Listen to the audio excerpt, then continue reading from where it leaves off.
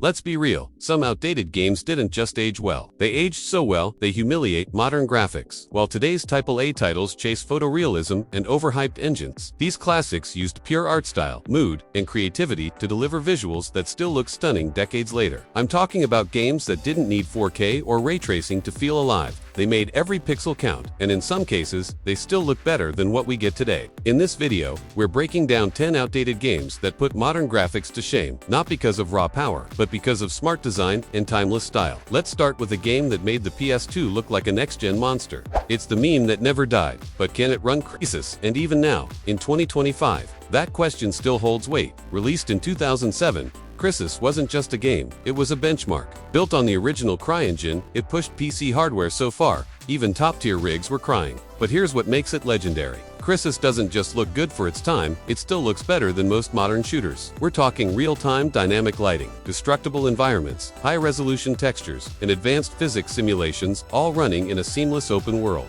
Not a corridor shooter, not a scripted hallway, a full-blown sandbox island crawling with AI that reacts in real. Modern FPS games may look cleaner, sure, but Crysis has raw detail and complexity most devs still avoid. The foliage reacts to bullets, buildings collapse in real time, the water, it doesn't just shimmer, it flows, crashes, reflects, and reacts. And the craziest part, this was made nearly 20 years ago. No ray tracing, no deal. Crysis didn't just set the bar, it made sure most modern games couldn't even reach it.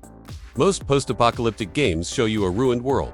Metro 2033 made you feel it. Released in 2010 by 4A Games. This wasn't just another shooter set in a wasteland. It was a visual gut punch. Based on the underground horrors of post-nuclear Moscow, Metro 2033 combined thick atmosphere with tech that was years ahead of its time. From the moment you stepped into the tunnels, it was clear. This world was alive and dying at the same time. Flickering lights, dripping pipes, foggy gas masks, dust hanging in the air, and lighting. Metro used volumetric lighting and global illumination so well, it still embarrasses many modern AAA titles today.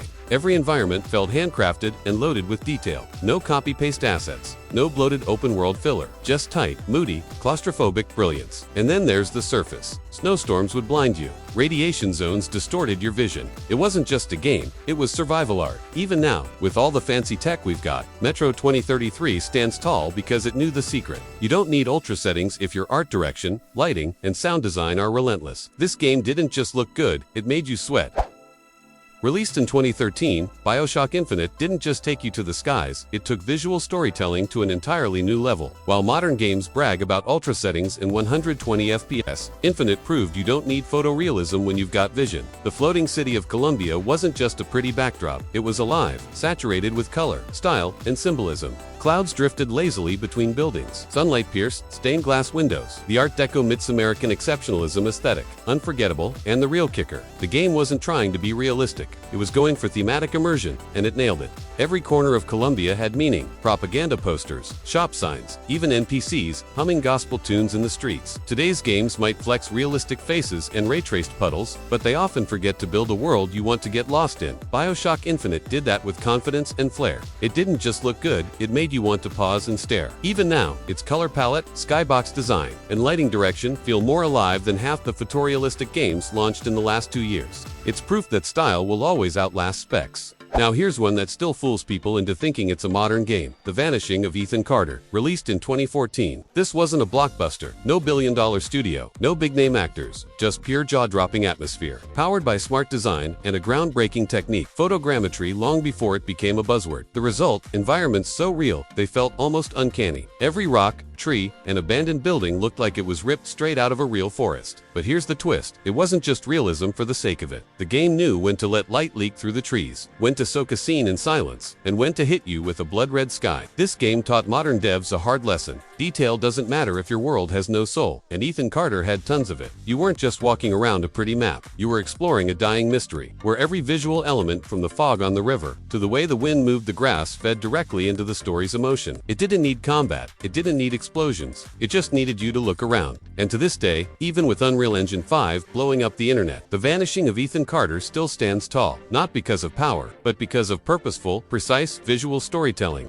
Released in 2012, Borderlands 2 did something bold. In a world chasing realism, it slammed the brakes and said, "No, let's go full comic book chaos." And it paid off big time. This wasn't a game trying to mimic real life. It was a game that created its own visual identity. The cel-shaded style, thick outlines, and exaggerated lighting made everything pop with personality. And here's the genius. Because of its stylized look, Borderlands 2 hasn't aged a day. Meanwhile, modern realistic shooters are already starting to look crusty just 2 years later. But Borderlands, still crisp, still bold. And let's not ignore the color use. While modern FPS games love their brown and gray gritty filters, Borderlands blasted players with color, electric blues, radioactive greens, neon reds. It was loud, it was punk, and it was confident. Even today, Borderlands 2 runs smoothly on low-end systems and still turns heads. It's a masterclass in how style destroys realism in the long game. Gearbox didn't follow trends, they built something timeless. So yeah, it's outdated by age, but it still humiliates modern shooters in style, clarity, and memorability.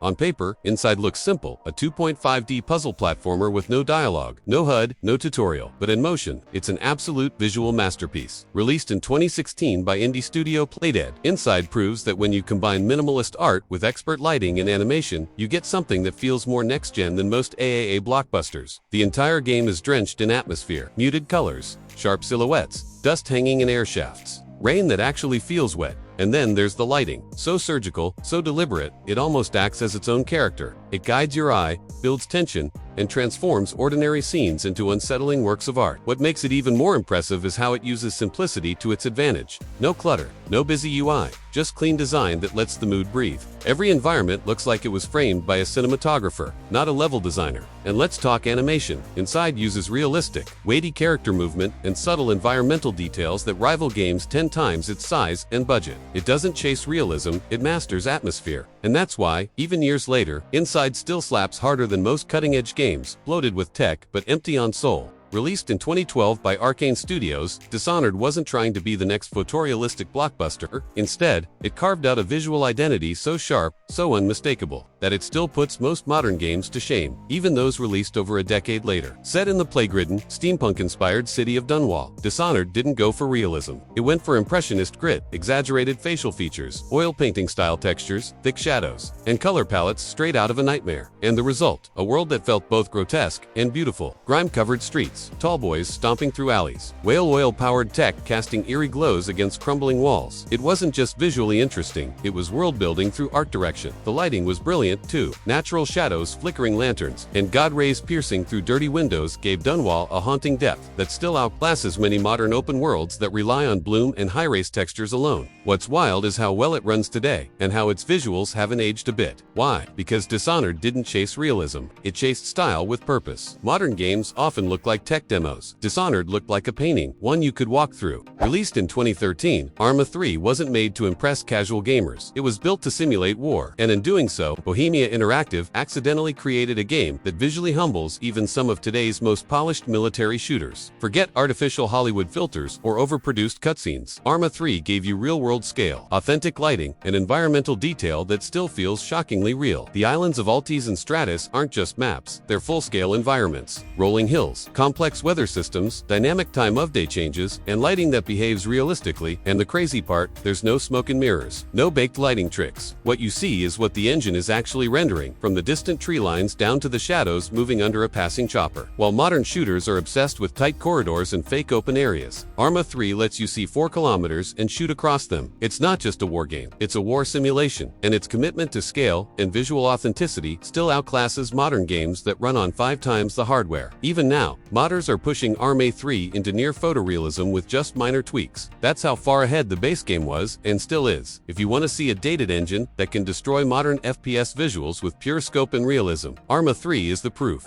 Journey isn't just a game, it's an emotional visual poem. Released in 2012 by Fatsume Company, it defied every industry trend. No guns, no HUD, no dialogue, just visuals, sound, and feeling. And yet, it turned heads harder than most blockbusters of the time. This game showed the world what happens when art direction leads. The vast desert landscapes, the glowing scarves, the soft golden lighting, everything felt alive, even though it was minimalist. There were no overcomplicated textures, no overdone shaders, just pure, clean, deliberate design. And here's where it crushes modern games. Journey uses light and contrast better than 90% of AAA titles today. From the blinding glow of a sun-soaked dune to the eerie blues of an ancient ruin, every moment is frame-worthy. You could pause at any second and boom, desktop wallpaper. The animation, silky smooth, the sand, almost tactile. You feel the wind, you feel the climb. And that moment when you soar through a ruined temple as beams of light shoot through crumbling architecture. Pure magic. Even now, more than a decade later, Journey gets re-released and replayed, not because of nostalgia, but because no modern game has quite recaptured that visual soul. Journey didn't just age well, it became eternal. Released in 2010, yes, 2010, Red Dead Redemption was a miracle. It ran on the Xbox 360 and PS3, hardware so ancient by today's standards it might as well be made of wood and steam. And yet, Rockstar somehow pulled off a game so visually rich, so atmospheric, that even today's open-world titles still struggle to match its raw elegance. Let's talk lighting. That golden hour sun across the desert, the long shadows as you ride into a dusty town, the skyboxes, the dynamic weather. All of it looked like a spaghetti western brought to life, with a level of mood and cinematic realism that was way ahead of its time. Even the details were unreal. Wildlife reacted to gunshots, dust blew across trails, your horse left tracks in the sand. Modern games use more power, more RAM, more everything, and somehow still feel emptier. And here's the knockout. This was before dynamic 4K, before real-time global illumination, before ray tracing, and it still delivered a world that felt more alive and more real than many open-world games launched with 10 times the tech. What Rockstar achieved with Red Dead Redemption was nothing short of technical witchcraft. It wasn't just beautiful, it was timeless. So if you're wondering whether outdated games can still dominate in 2025, just boot up RDR1, ride into a sunset, and tell me with a straight face that anything beats that vibe today. These games didn't just age well, they exposed a hard truth. Great graphics don't come from horsepower, they come from vision. So the next time someone tells you older games look bad, just smile and send them this list.